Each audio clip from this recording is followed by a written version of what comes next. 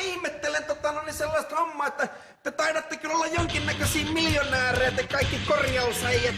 Millä perusteella tää teidän bisnes niin korraa, että te luulette vissiin, että kaikki on jotakin formulakuskeja, jolla on helvetin tasku tuohta täynnä pursua ja vielä nyt koske niin letkuihin. Kato, anna jarrujen olla, älä sitä syynäriä. Irrota ne hyvä mies ottees siitä hiinasta. Ei turhaa zoomailla sit jarrunestesäiliöä, siellä on tulppia, ei kannata vaihtaa. Helvetin kalliin öljymuutainen ja kokaihinaa on turha katella. Ei mitään! 60!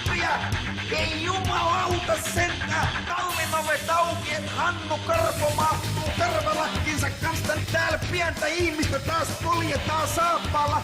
Pitäisikö mun kysyä sun pomolta, että mistä helvetin kierrätyskeskuksesta se on löytänyt tollasen äijän? Ja nyt tää mun ihmisarvot tässä kuule aivan täysin. Älä nyt tolla tavalla taas asennetta. Tää on huumori, mutta totta kai mä maksan tällaisen laskun. Sä oot kyllä paperia vuoden tarpeisiin aivan varmasti.